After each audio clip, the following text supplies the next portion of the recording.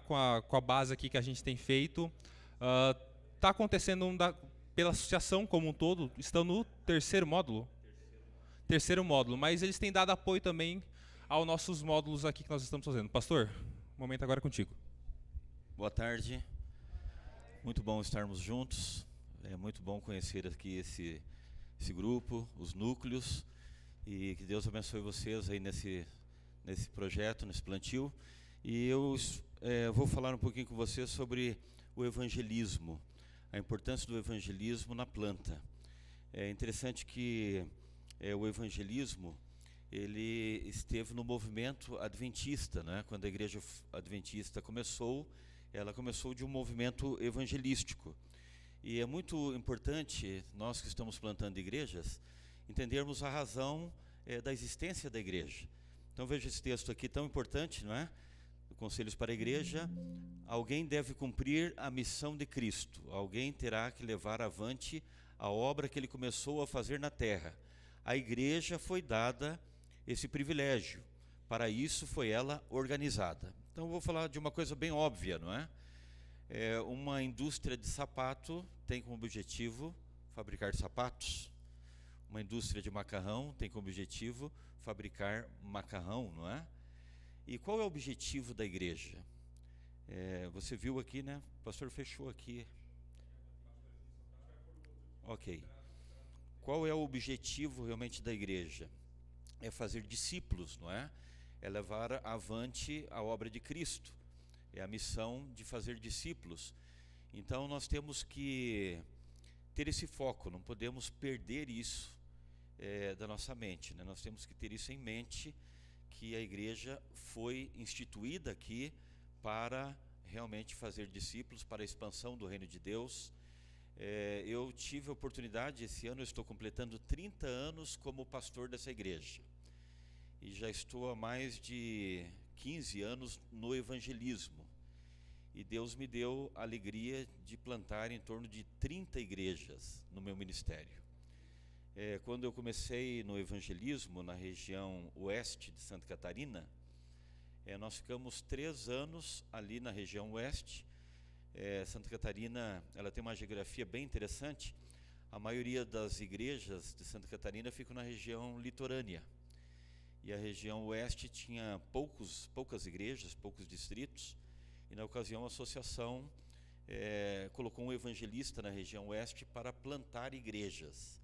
Porque o objetivo era dividir o campo, como de fato aconteceu. Hoje nós temos 2 associações, não é? A Associação Catarinense e a Norte Catarinense. E nesses 3 anos, Deus nos deu a alegria de plantar 12 igrejas na região oeste de Santa Catarina. Aí você me pergunta, pastor, e como estão essas 12 igrejas? Graças a Deus, as 12 permanecem, não é, ativas, estão lá, foram plantadas com uma outra metodologia, não é? Mas graças a Deus elas estão lá, estão sendo uma bênção. Dessas igrejas nasceram ali pelo menos 3 novos distritos na região. Esse não, né? Muito bem. Então, queridos, eu gostaria de falar da importância de vocês pensarem no evangelismo, levar a sério o evangelismo. Porque senão eu não quero ser aqui um profeta negativo, não é? Mas se vocês não atentarem para isso, para o evangelismo, foco na missão, vocês não vão sair de onde vocês estão. A coisa não vai avançar. Se vocês pensarem em avanço, em crescimento dessa igreja, em expansão, é uma igreja nível 5, não é? Uma igreja que vai se multiplicar, vocês precisam pensar em estruturar aí esse núcleo base. Vocês têm que estruturar essa nova igreja pensando realmente em foco na missão, porque foi assim que nasceu a igreja adventista, com um foco evangelístico, não é? Vejam que depois da organização da igreja, isso se deu em 1863, a igreja ela passou pelo seu momento áureo, assim, de maior crescimento. O crescimento era em torno de 12%. Para vocês terem uma ideia, né, dos anos de 1870 a 1880, a igreja deu um salto ela tinha em torno de 5.400 membros, e ela foi para 15.570 membros, graças a esse foco, né, que era bem claro na mente dos nossos pioneiros, que era o evangelismo. No entanto, depois que Ellen White ela voltou da Austrália, ela identificou alguns problemas na igreja. Um dos problemas era a falta de foco evangelístico e também desorganização da igreja.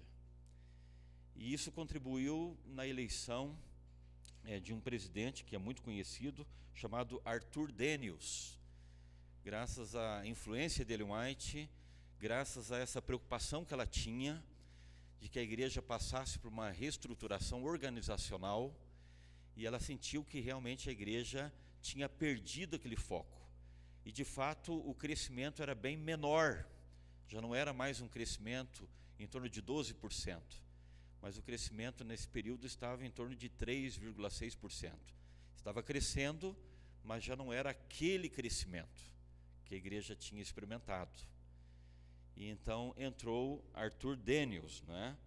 E é interessante que quando ele foi nomeado, ele se comprometeu que ele organizaria a igreja e daria um foco evangelístico.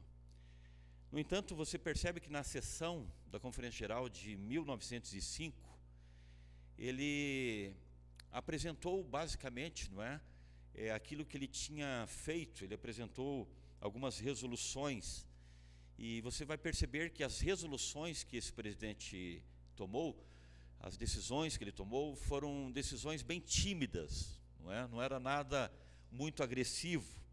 Então você pode ver aqui, ele estabeleceu como meta a venda de inscrições da revista missionária, para a distribuição de uma revista missionária, como nós temos aqui na divisão sul-americana. Quantos aqui participaram do Impacto Esperança, a distribuição do livro do ano? Todos vocês participaram? Então era basicamente esse foco, a distribuição dessa revista missionária, a distribuição de folhetos e o incentivo para que os membros dessem estudos bíblicos. Mas quando Ellen White pensava realmente numa ênfase evangelística, ela estava pensando em algo mais agressivo, e principalmente com ênfase em evangelismo nas grandes cidades. E veja esse texto que está no livro Evangelismo. Ela escreveu logo mais, né, nas páginas 401 e 402, ela diz assim, ó: achamo-nos reprovados diante de Deus, em virtude de as cidades grandes, mesmo ao alcance dos nossos olhos, estarem por trabalhar e por advertir. Terrível acusação de negligência é feita contra os que têm estado longamente na obra, nesta própria América do Norte, e que todavia ainda não penetraram nas grandes cidades. Então você vê que ela tinha essa preocupação. Deus estava incomodando com ela que algo deveria estar sendo feito em prol das grandes cidades, da evangelização das grandes cidades. Mas qual era a ênfase do presidente? Vamos publicar aí uma revista missionária, distribuição de revista missionária, os irmãos darem alguns estudos bíblicos, não é? E nada além disso. Eu gostaria de perguntar para vocês, qual tem sido o nosso foco missionário hoje? Vocês que estão planejando, organizando o plantio de uma igreja, qual é o projeto missionário, evangelístico, que vocês já planejaram? Estão planejando algo assim mais agressivo? Ali na comunidade onde vocês estão pensando em plantar a igreja, o que vocês já planejaram nesse sentido? Já pensaram? Porque, queridos, eu tenho uma preocupação. Esse dia eu estava conversando com o nosso presidente, e os colegas aqui sabem disso. É impressionante o número de igrejas que eu tenho visitado nesses últimos dias, igrejas muito pequenas, igrejas que estão morrendo. Você encontra igrejas com 6 membros, nós temos muitas igrejas, são dezenas de igrejas com 15, 16 membros, e a gente começa a ficar preocupado, não é? E quando você vai ver a razão, qual é o problema, onde está o problema, você percebe que é falta de foco evangelístico. Você não tem uma estrutura evangelística, né? Você não tem um projeto evangelístico.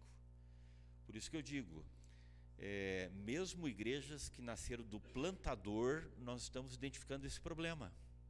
O núcleo se reúne para estudar, o núcleo se reúne para abençoar, mas não passa daquilo. E se você não tiver um projeto bem estabelecido, um projeto evangelístico, nenhuma igreja de manutenção você terá.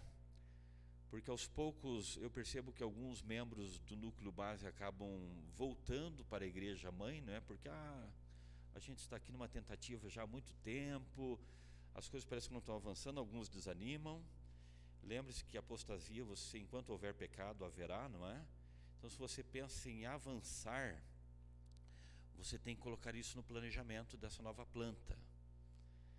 Entende? A igreja foi organizada para cumprir a missão de fazer discípulos, fazer novos discípulos. Então passa por coisas básicas, né, e óbvias que você conhece na igreja. O tempo passou e na conferência de 1909, Ellen White tinha uma expectativa que Daniels ia reagir, não é? Ia ter uma reação mais agressiva, porque ela estava pensando realmente em algo grande, em que a igreja realmente avançasse com grandes campanhas nas grandes cidades, usando diversas estratégias, mas meios para alcançar realmente essas grandes comunidades. E ela ficou desapontada porque Daniels apresentou ali um relatório triste, não é? Ele cuidou muito da organização da igreja, ele conseguiu realmente reorganizar, apresentou um relatório que aos olhos dele era um relatório interessante, mas isso desagradou muito Ellen White. Nós colocamos na parte administrativa mais de 500 funcionários, numa época em que nós tínhamos 1.200 homens na linha de frente, e isso deixou ela tremendamente triste, né? Ela falou, puxa vida, você vem falar, né, de que inchou a máquina ali, né, administrativa, e poucas pessoas estão na linha de frente. Então isso realmente a desapontou, e ela começou a escrever, não é, agora, repreendendo, apresentando realmente essa preocupação. A mensagem que eu estou ordenada a transmitir a nosso povo nesse tempo é: evangelizai as cidades sem demora, porque o tempo é curto. Então toda a mensagem dela era de preocupação, não é? Chamando a atenção do presidente da Conferência Geral. Ele deveria mudar, né? Deveria colocar foco, pensando em expansão realmente do reino de Deus, não é? Algo mais agressivo. Quando penso nas muitas cidades ainda por advertir, não posso descansar, dizia ela, não é? Então ela ficou muito triste e ela chamou a atenção realmente para que esse líder, e o foco dela realmente era chamar a atenção para que o presidente da Conferência Geral atuasse de forma mais agressiva. E isso vale a pena nós pensarmos hoje, não é? Qual é a sua percepção da igreja? Será que nós estamos sendo assim mais agressivos na evangelização? Ou será que nós estamos tímidos como a igreja enfrentou nesse período, não é? E veja, queridos, as resoluções que ele apresentou, novamente, resoluções bem tímidas, não é? Apenas a distribuição de literaturas nas cidades e os estudos bíblicos nos lares. Basicamente se resumiu a isso. Então Ellen White cansou e ela falou: já que não está adiantando falar, eu vou tentar chamar a atenção do nosso presidente fazendo algo prático. Então o que ela fez? Ela convidou um pastor chamado pastor Haskell, e ela decidiu, não é, sair. Ela tinha 81 anos nessa ocasião, sair e fazer algumas campanhas evangelísticas. E diz a história que ela teve sucesso, não é? Apesar da idade, mas ela quis demonstrar que com poucas iniciativas, não é? Tendo força de vontade e as bênçãos de Deus, a coisa vai andar. E isso foi muito positivo, sabe? Só que no concílio outonal, não mais a sessão de 1909, mas o concílio outonal, ela esperava novamente uma reação de Daniels. E infelizmente ela ficou decepcionada, por quê? Porque ele gastou parte do tempo ali só com questões teológicas. Ele estava basicamente ali para combater alguns pensamentos teológicos de Leo Smith, né, filho de Uriah Smith. E basicamente essa sessão do Concílio Outonal foi gasto com questões teológicas, não é? Mas de tanta repreensão, então Daniels falou, não, eu tenho que fazer alguma coisa. E ele tomou uma decisão de fazer 5 dias de evangelismo na cidade de Nova York. Apenas isso, não é? Mas aproveitando que ele estava ali, ele resolveu fazer uma visita para Ellen White. E imagine o que aconteceu quando ele chegou na casa de Ellen White para conversar um pouquinho então sobre evangelismo. Ele estava ciente que ele deveria fazer alguma coisa, porque ele não estava cumprindo com seu papel. E vejam o que Ellen White declarou. Olha que palavras fortes para um presidente da Associação Geral. Quando o presidente da Conferência Geral se converter, ele saberá o que fazer com as mensagens que Deus lhe tem enviado. E ela não aceitou a visita do presidente. Falou, só vou falar com ele o dia que ele mudar, o dia que ele entender a sua missão, porque ele foi escolhido. Alguém aqui teria coragem de fazer isso com o presidente da Conferência Geral, né? Então ela fez isso. E houve uma reação, sim ou não? Então, graças a Deus, a história diz que ele se humilhou, ele se converteu, não é? Ele foi humilde, ele cancelou, ele basicamente foi dispensado da campal que iria acontecer. Ele cancelou uma viagem para a Austrália e ele tomou uma decisão então de convocar todas as uniões e começar um trabalho então nas grandes cidades. E isso surtiu efeito. A igreja começou novamente a ter uma reação, começou a colher bons frutos graças a essa reação. E Ellen White só ficou mais tranquila após ver essa reação, né, desse grande líder que tinha um grande potencial, mas que infelizmente estava desfocado, não é? Então, queridos, nós com muita facilidade também perdemos o foco na missão. Veja, Ellen White diz aqui no livro Evangelismo, o Senhor determinou que a proclamação desta mensagem fosse a maior e mais importante obra no mundo para o presente tempo, não é? Então, eu só gostaria de deixar aqui essas palavras, de você incluir não, pensar que é básico, não é? A mais importante obra de uma igreja que é plantada é o cumprimento da missão de fazer discípulos. Isso é o que existe de mais importante. E você não pode perder isso de mente, né? Você tem que ter isso de forma muito clara, não é? Você não pode fazer pouco caso do evangelismo, como ela diz aqui. Você tem que levar o evangelismo a sério. Eu costumo exemplificar que o evangelismo é a locomotiva. E tudo mais que existe na igreja são como vagões desta locomotiva, não é? Todos os ministérios, todos os departamentos estão a serviço do evangelismo, não é? Da evangelização, do fazer novos discípulos. Então, não percam isso de mente, né? Vejam os benefícios, por que devemos fazer evangelismo e quais são os benefícios de se fazer evangelismo. Primeiro, é o meio de Deus para salvar as pessoas perdidas. É através da evangelização. Nós estamos aqui para cumprir a missão de Cristo, de buscar e salvar o perdido. Evangelismo é o meio de Deus para o crescimento da sua igreja. Veja, o nosso manual de crescimento de igreja é a Bíblia, não é? E se você ler o livro de Atos, o que os apóstolos fizeram senão fazer novos discípulos, não é? E as igrejas se multiplicavam graças à evangelização. Então eu reitero aqui dessa nossa preocupação hoje. Eu estava conversando com o presidente esses dias e nós estamos fazendo até um levantamento de igrejas do nosso campo que estão morrendo. Porque, e se você vai olhar, são coisas simples e básicas, né? E muitas vezes a gente tem que analisar o óbvio.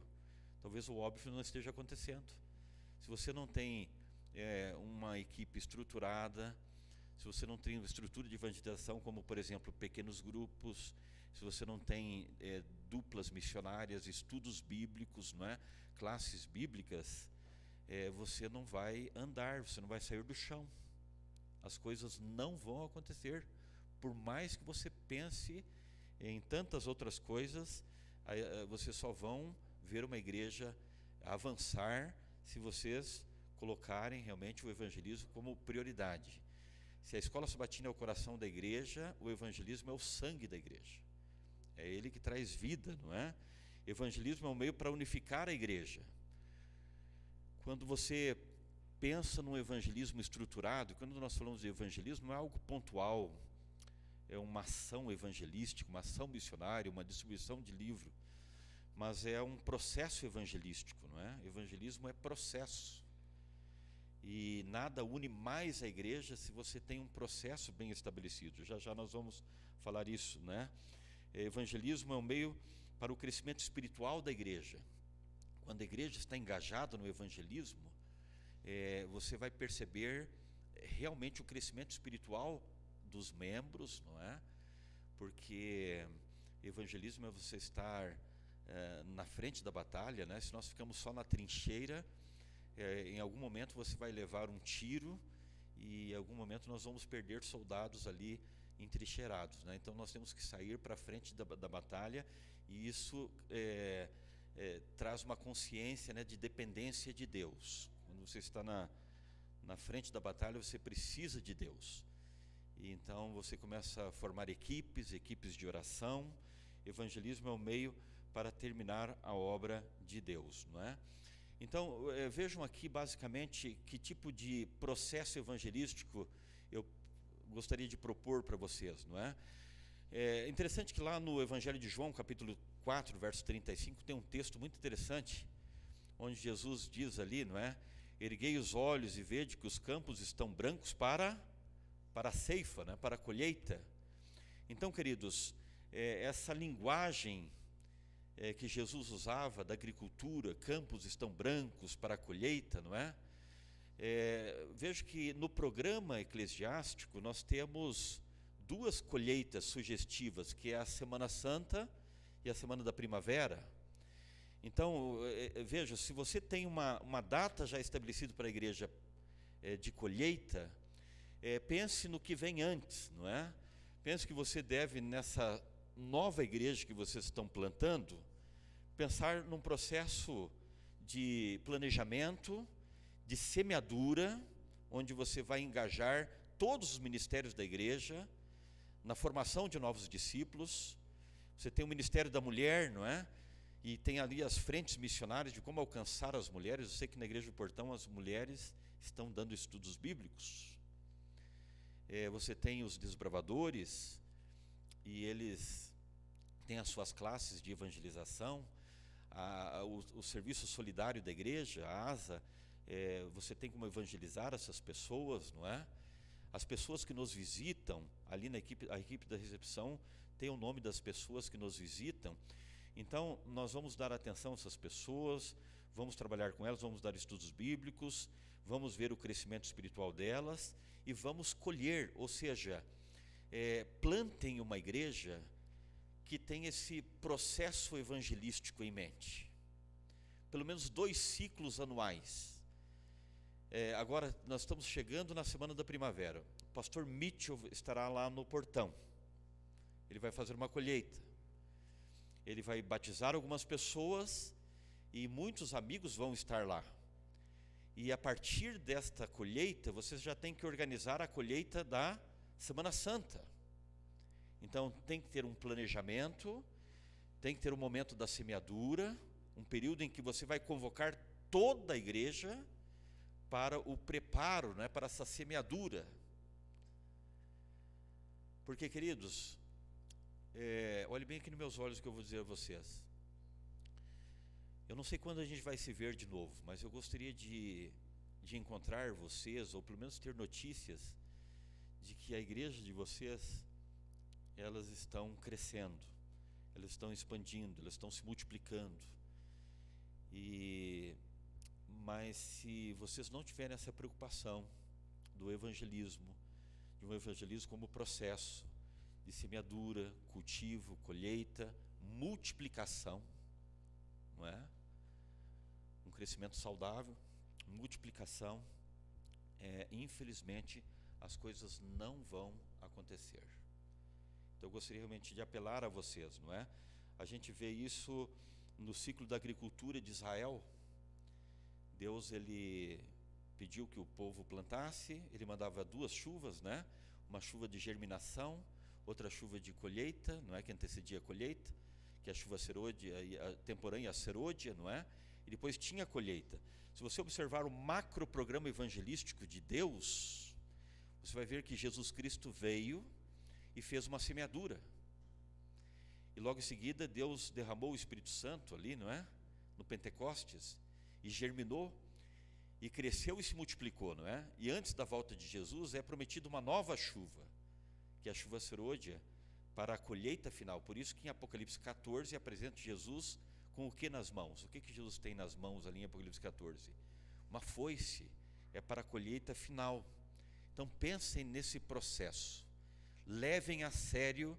Se vocês sonham com uma igreja que formará discípulos, não é? Porque a gente fala muito em discipulado, mas lembre-se que discipulado, preste bem atenção, discipulado na visão adventista envolve estudo bíblico, não é?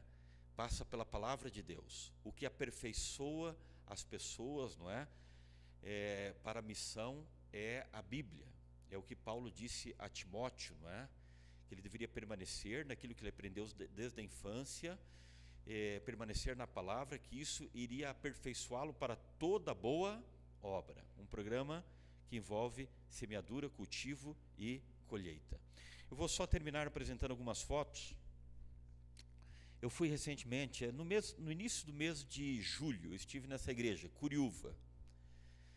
Essa igreja está participando do nosso plantador lá do Catre. Nós temos um plantador ali no Catre, nós temos ali cerca de 15 igrejas que estão, 15 núcleos, né, de plantio que está sendo administrado ali pela associação.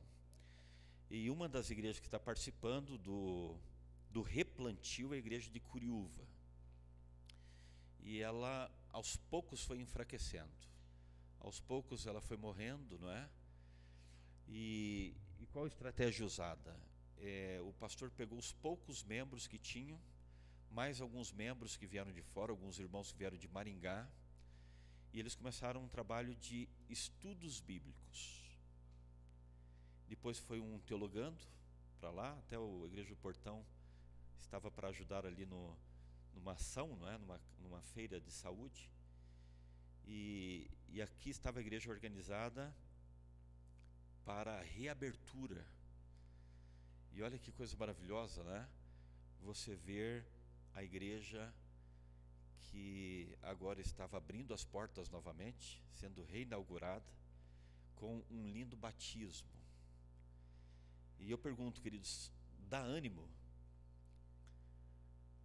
para os irmãos quando eles colhem esses frutos assim? Claro que dá. E por que dá ânimo? Porque você vê que você está cumprindo o seu papel, e a igreja existe para isso. Entendeu? Esse é o nosso foco. Então, você que está participando do plantador, o que você tem em mente, o que você pensa dessa igreja que você está participando, né, dessa nova igreja que você está participando?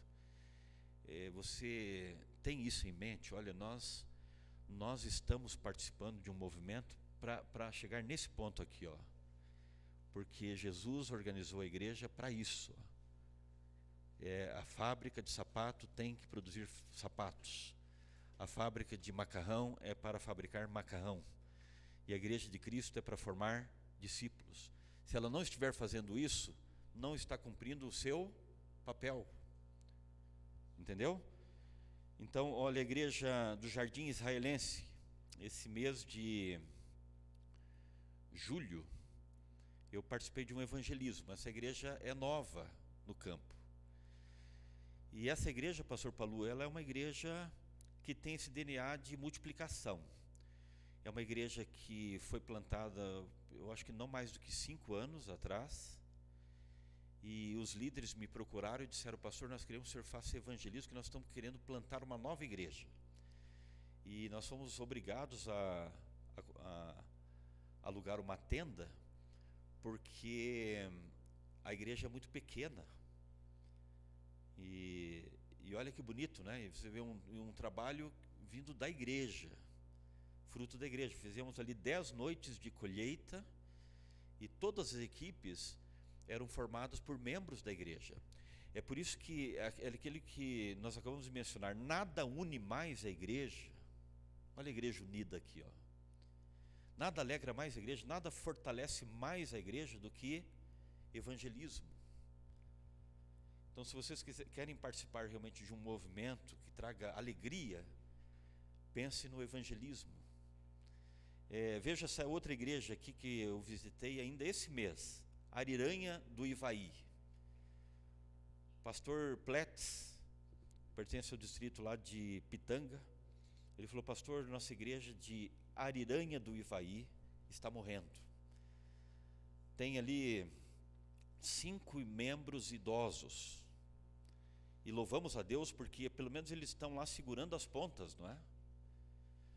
Mas o que fazer para ressuscitar essa igreja que já está na UTI? Então nós tivemos um encontro com os irmãos, falaram: irmão, só tem uma solução. E qual é a solução para essa igreja? Evangelismo. Se vocês não regaçarem as mangas, se vocês não partirem para cima para fazer novos discípulos, e aí eu levei estudos bíblicos, livro missionário, e olha no outro dia lá, ó, alguns membros da igreja de Pitanga participaram de algumas ações, estão ajudando, e eu me comprometi de voltar lá no final do ano e de realizar pelo menos um batismo lá, fruto do trabalho deles. E eles fizeram um acordo lá, assinaram um compromisso de que eles vão avançar no evangelismo. E eu tenho certeza, em nome de Jesus, se eles fizerem isso, essa igreja vai se levantar novamente. Ela vai cumprir o seu papel. Então, queridos, eu falei de muita coisa simples e óbvia, mas não se esqueça do óbvio. Muitas vezes nós cuidamos de tantas coisas periféricas e nos esquecemos da razão da existência da igreja. Vocês estão plantando uma igreja, e Deus, o que Deus tinha em mente quando Ele pensou em plantar uma igreja aqui nessa terra? É para cumprir a missão, não é? A missão que os anjos gostariam de realizar, mas Ele delegou isso a nós, né, para o nosso próprio benefício espiritual, para o nosso crescimento espiritual, e está na nossa responsabilidade isso. Então inclua evangelismo na nova planta, porque essa igreja nasceu de um movimento evangelístico, e é assim que a obra do Senhor vai ser encerrada. Amém?